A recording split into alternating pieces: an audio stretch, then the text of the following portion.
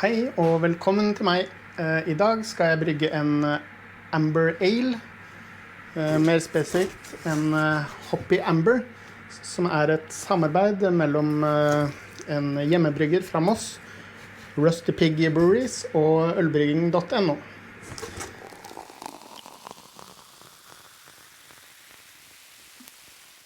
Hoppy Amber er en øltype som har en citrusaktig, humlerik aroma med en balansert maltsprofil og en nydelig farge, står det på esken. Det er en perfekt matøl til blant annet barbecue og pizza, men kan sikkert også drikkes alene.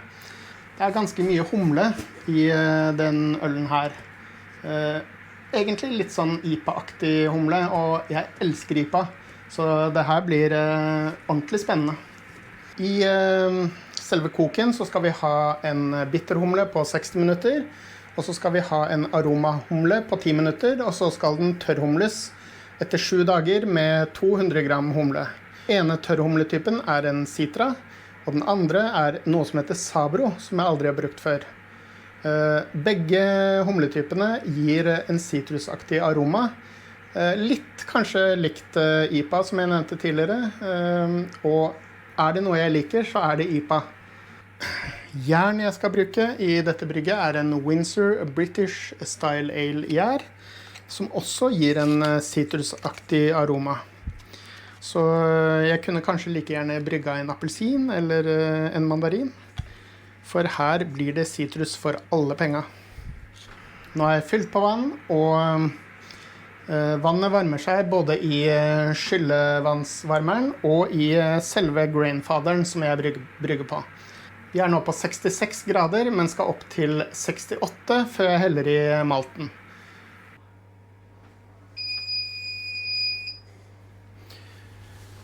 Og der kom pipet, og det betyr at nå er den varmet opp til 68 grader, og her står det Add Grain. Jeg bruker, som dere ser, en Grainfather G30. Så her er det bare å skru av pumpa, skru opp resirkulasjonsarmen, stenge ventilen,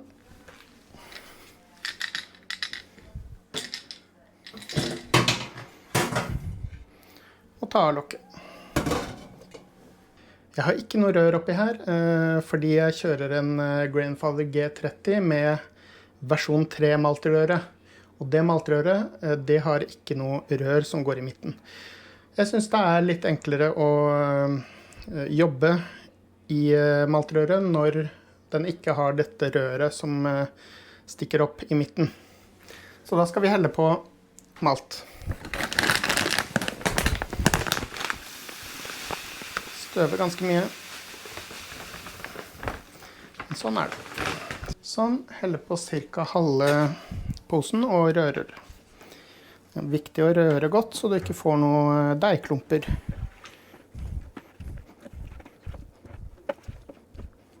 Det er cirka 5,5 kilo malt til rundt 18 liter vann. Og så har jeg 11 liter i skyllevannsvarmeren min. Det blir cirka 29 liter totalt. Og det igjen, det gjør at jeg får cirka 20 liter øl i gjæringskaret til slutt. Og det passer jo bra til ett fat. Sånn, har jeg rett nok, kan jeg helle på litt mer.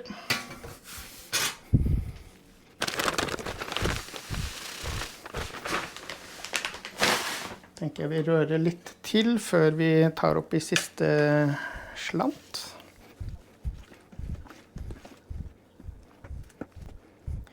Hvis du har brygget før, så vet du jo hvor viktig det er å unngå deigklumper. Og hvis du ikke har brygget før, så kan jeg jo forklare det. Hvis du har deigklumper med tørr malt, så betyr jo det at du ikke får ut alt sukkeret.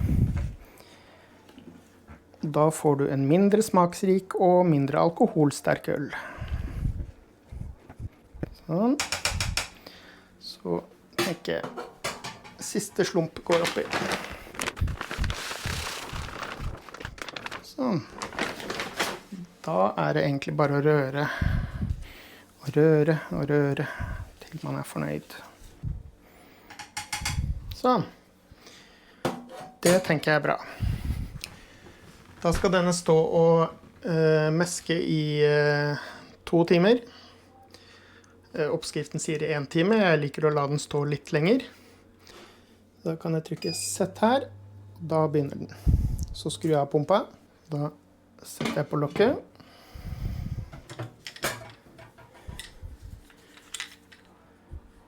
Dytter resirkulasjonsslangen nedi. Og skrur på armen. Sånn, da det 2 timer igjen. Etter 10 minutter så skrur jeg på pumpa, og så det bare å vente og kose seg.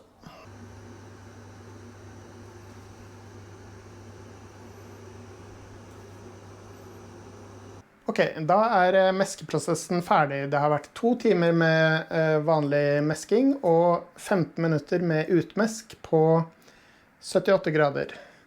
Utmesk noe vi gjør for å låse sukkerprofilen. Sørge for at enzymene ikke drar ut mer sukker. Og i tillegg så hjelper det med viskositeten til sukkeret og gjør det litt mer tyntflytende, så det blir lettere å skylle. Da skal jeg skylle med 11 liter vann som varmet opp i skyllevannskaret mitt. Jeg bruker bare et vanlig litersmål til skylling. Ikke noe fancy slanger eller pumper eller noe sånt.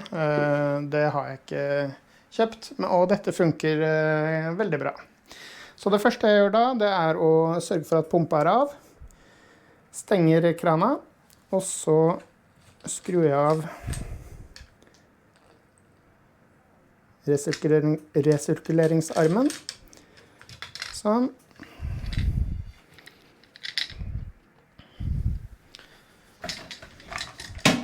Så tar jeg lokket.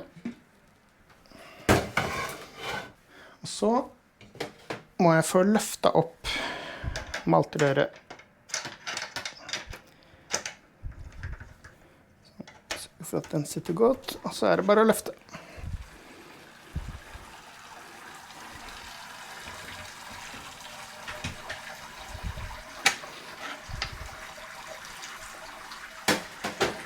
Det jeg gjør nå, det jeg lar det renne til det bare drypper.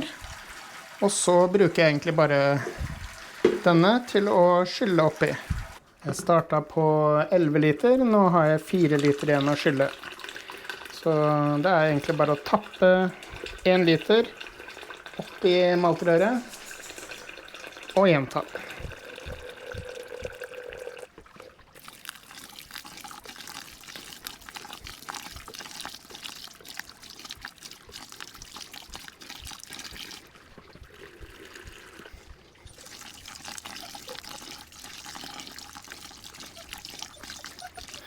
Mens vi driver og skyller her, så har grainfaderen begynt å varme opp til kok.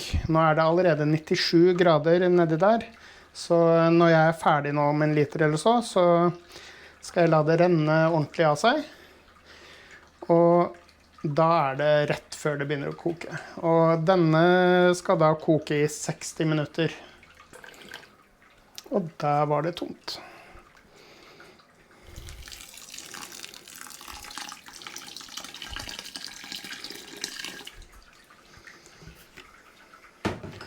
Ok, så nå kyllingen ferdig.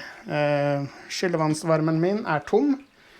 Jeg har skylt med 11 liter vann, og nå skal jeg bare la det renne til det bare drypper. Og når den ferdig å renne, så skal jeg dytte maltrøret opp i den bøtta her, og begynne å skuffe ut maltet, så jeg kan kaste det. Imens så kjører grainfaderen seg opp på kok og begynner å koke. Så der det mye som skjer på en gang. Nå synes jeg det har rent godt fra seg, så nå det vel egentlig bare å få maltrøret opp i bøtta og sette den, si fra til grainfaderen at nå vi ferdig å skylle. Nå kan de dytte opp tempen til kok. Sånn, og da det bare å trykke på sett, så går den fra 97 til 100 grader. Og da vi i gang. Da piper det, fordi nå koker det, så da skal jeg ta bitterhumla. Først skru av den pipingen, tenker jeg. Sånn. Så her er det full middagslaging samtidig som man brygger øl. Sånn er det når man bare har kjøkken å brygge på. Da er det bitterhumle, 10 gram med Columbus. Og obligatorisk å lukte på humla før du har den oppi. Det er vel få ting som lukter så digg for en ølbrygger som humle.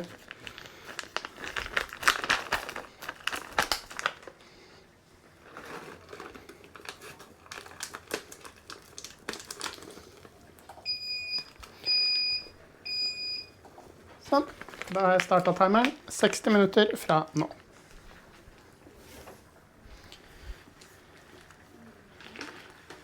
Og så røre litt etter man har humla oppi, eller jeg bruker i hvert fall å gjøre det. Sånn, kan den da stå der. Oi, da tåka det seg opp litt, men da lar vi den stå der i ca. 45 minutter. Og etter 45 minutter så skal jeg ha oppi jernæring og en halv tablett med protaflokk. Og så er det aromahumle på 10 minutter.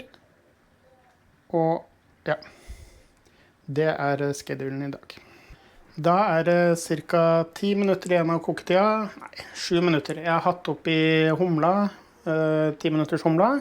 Jeg har hatt oppi jernæring og en halv protaflokk-tablett på 15 minutter. Nå er det på tide å desinfisere litt av det utstyret vi skal bruke videre. Så jeg har jeg skal gå og hente den. Jeg har en Speidel gjæringstank på 30 liter klar her.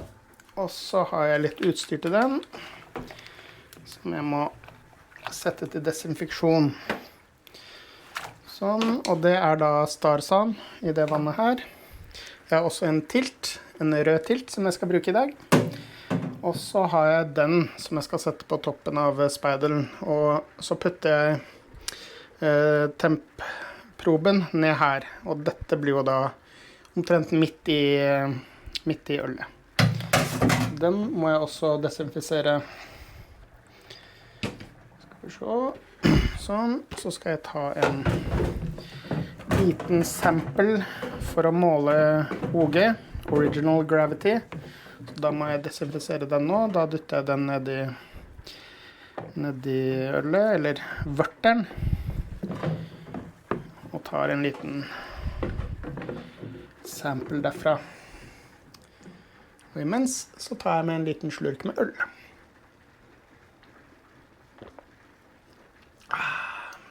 Det var godt. Det er ikke hjemmebrygga øl, dessverre.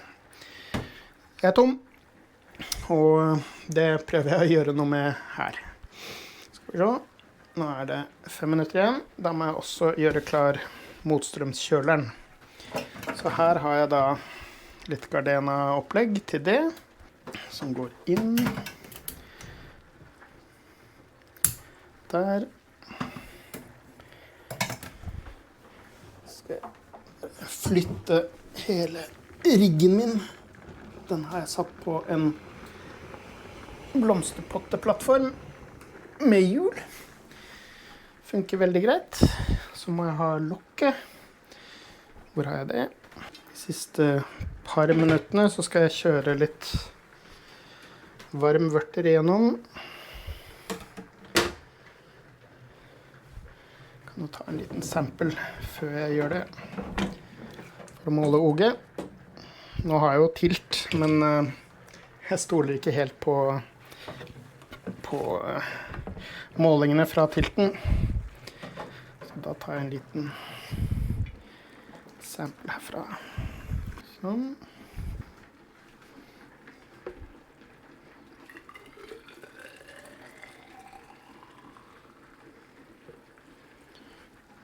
La den stå og kjøle seg litt der. Nå er det 3 minutter igjen, og det står på motstrømskjøleren at den skal... Der skal det strømmes igjennom i 2 minutter for å desinfisere den. Så da kan jeg sette den oppå her. Så posisjonere den riktig. Sånn, da er egentlig gjæringskar desinfisert. Alle komponenter som skal brukes etterpå er desinfisert, og vi har fått kjørt varm vørter gjennom motstrømskjøleren, så den er desinfisert. Da skrur jeg på kaldtvannet. Nå er det ca. 89 grader. Nå har jeg puttet proben til Grandfather inn i vørtometeret her, sånn at den måler vørteren som går igjennom der, i stedet for det som ligger nedi Grandfatheren. Så da går det faktisk ganske radig nedover. Dette brygget skal gjære på 18 grader, og nede i boden har jeg et kjøleskap som er satt til 18 grader. Så der har jeg jo temperaturkontroll på det kjøleskapet. Og det er veldig greit, for da kan du ha en ganske stabil temperatur hele tiden, og også cold crashe på slutten av gjæringsforløpet. Så det er ganske kjekt. Nå er vi nede i 30 grader. Og her har jeg faktisk tegnet noen litersmarkeringer selv på speidelkaret, sånn at jeg vet sånn ganske nøyaktig hvor mye jeg får ut av hvert brygg. I dag er målet vårt å ha 20 liter i karet, så vi får se om vi når det målet. Her er da tørrhumleposene. De tror jeg bare skal legge tilbake i kjøleskapet. Så holder de seg bedre. Det er ganske lurt. Noen har dem vel i fryser, men jeg bruker å legge dem i kjøleskapet, og det funker egentlig ganske greit. For mitt bruk, det er i hvert fall.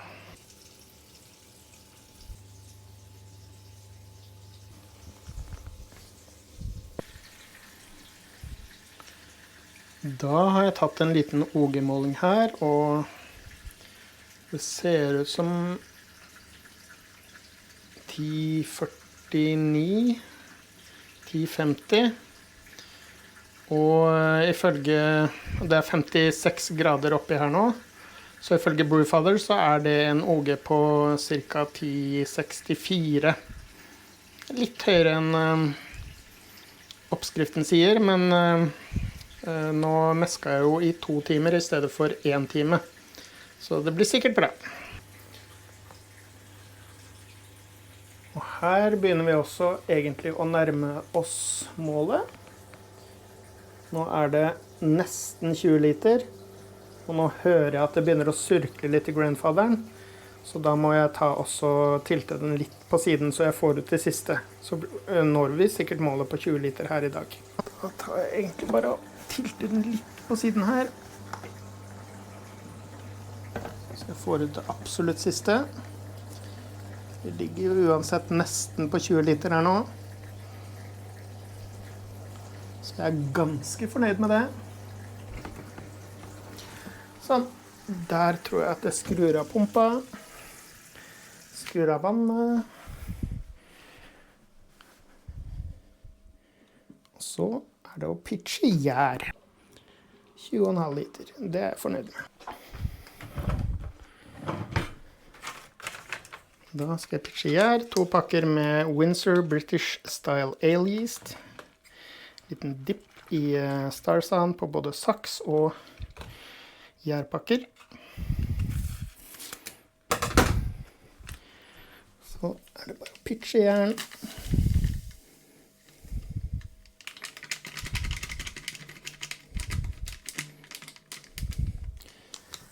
Sette på lokk.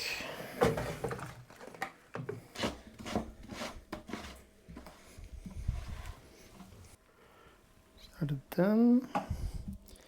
Temperaturprobe-dingsen. Så skal den på toppen. Og helt til slutt gjærlås.